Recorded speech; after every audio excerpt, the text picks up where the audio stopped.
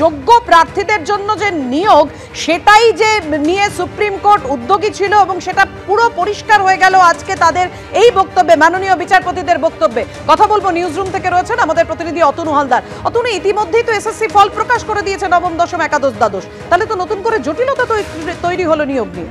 দেখো, পুরো এই 2016 এসএসসি পরীক্ষা এবং তার মধ্যে তুমি জানো যে ইতিমধ্যেই সুপ্রিম কোর্টের রায়ে যে 26,000 শিক্ষক এবং অশিক্ষক কর্মীদের চাকরি বাতিল হয়েছে এবং তারপর নতুন করে নিয়োগ প্রক্রিয়া শুরু হয়েছে।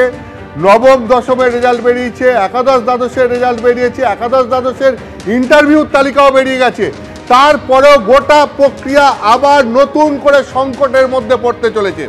আজকে সুপ্রিম কোর্টের যে অবজারভেশন, সেটা যদি আমরা খুব সংক্ষেপে দেখি তাহলে পুরো এসএসসি গোটা প্রক্রিয়া যেভাবে নতুন করে পরীক্ষা নেওয়ার সময় সম্পন্ন করার জন্য নতুন বিধি তৈরি করেছে, তা আজকে সুপ্রিম কোর্টের প্রশ্নের মুখে।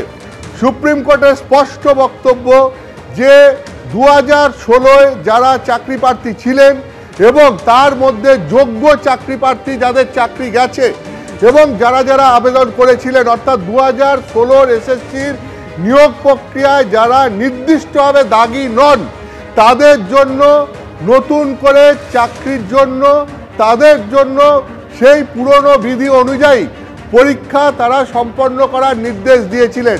এটাই ছিল সুপ্রিম কোর্টের নির্দেশ। তার জায়গায় এসএসসি কি করেছে? এসএসসি শূন্যপদের সংখ্যা বাড়িয়েছে, এসএসসি নতুনদের সুযোগ করে দিয়েছে এবং এসএসসি নতুন বিধি তৈরি করেছে।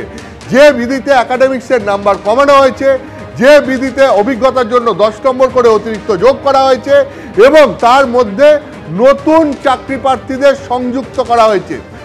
এই সুপ্রিম কোর্টের বক্তব্য হচ্ছে তারা এই নির্দেশ দেননি। তারা নির্দেশ দিয়েছিলেন যে শুধুমাত্র যারা বঞ্চিত হয়েছেন, 2016 যোগ্য চাকরি প্রার্থী যারা নির্দিষ্টভাবে দাগি নন, তাদের জন্যে শুধুমাত্র এই নতুন নিয়োগ প্রক্রিয়া শুরু করার জন্য নির্দেশ দিয়েছিলেন এসএসসিকে। কিন্তু এসএসসি কি করেছে? এসএসসি তার মতো নতুন বিধি তৈরি করে নতুনভাবে নিয়োগ প্রক্রিয়া শুরু করেছে। এখন এর দায়িত্ব এসএসসিকেই নিতে হবে। তার কারণটা কি?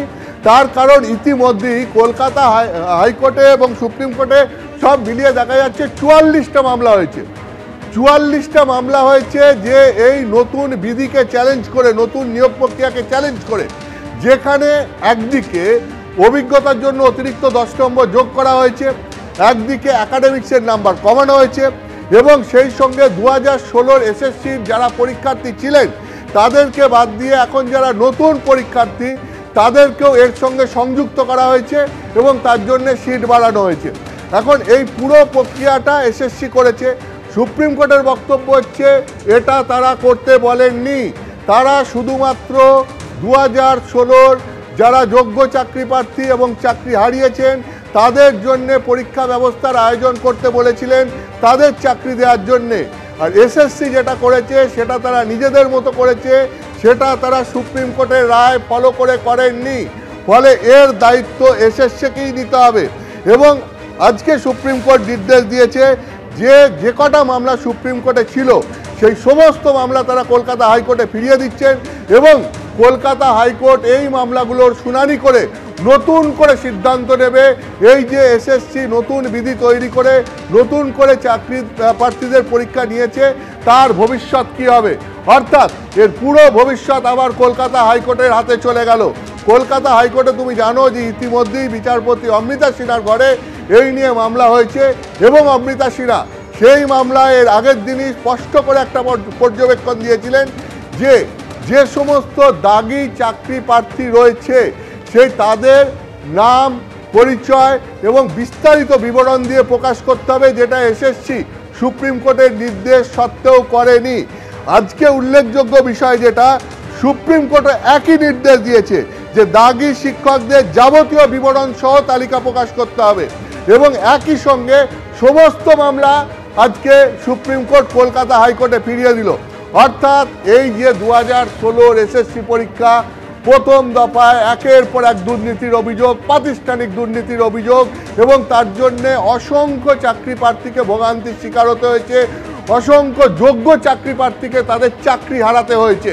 এবং তারপরে নতুন করে এসএসসিকে দিয়ে দায়িত্ব দেওয়া হলো এবং এসএসসিকে সুপ্রিম কোর্ট তার নির্দেশ দিয়ে দায়িত্ব দিল। কিন্তু এখন যেটা বোঝা যাচ্ছে আজকে সুপ্রিম কোর্টের যে পর্যবেক্ষণ তাতে বোঝা যাচ্ছে এসএসসি সুপ্রিম কোর্টের রায় অমান্য করে নতুন বিধি তৈরি করে তারা পরীক্ষা নিয়েছে এবং সেইটা সুপ্রিম কোর্ট আজকে তার পর্যবেক্ষণে স্পষ্ট করে জানিয়ে দিয়ে এই সংক্রান্ত বিভিন্ন যে মামলা হয়েছে সেই মামলাগুলো কলকাতা হাইকোর্টে ফিরিয়ে দেওয়া হলো। কলকাতা হাইকোর্ট এগুলো শুনানি করবে। এখানে সুপ্রিম কোর্ট কি বলছে, তিনটে পয়েন্টের কথা আমি বলবো।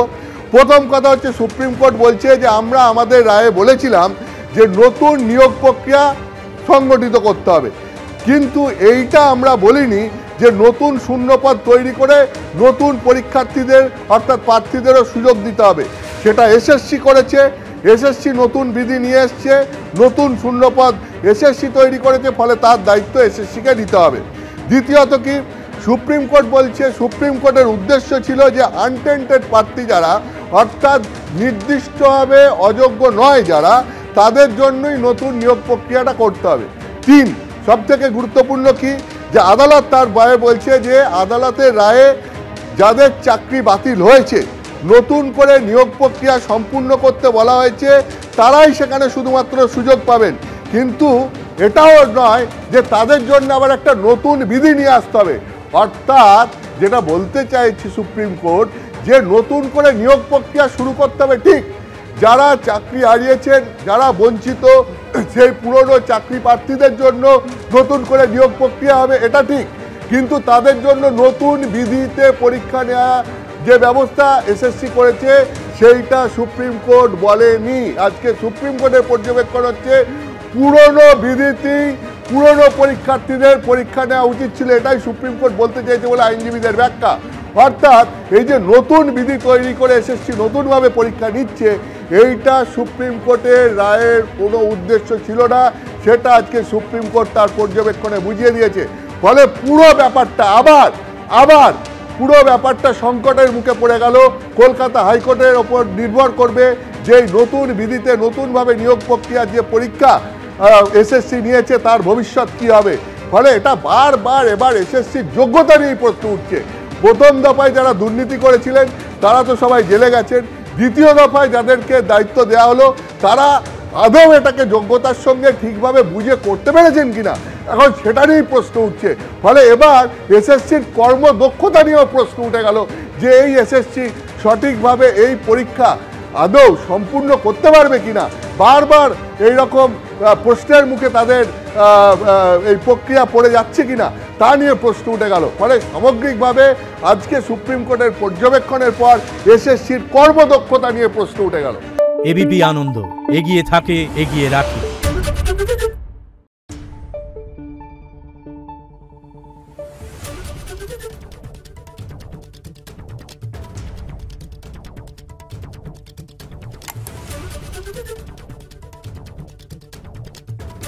Thank you.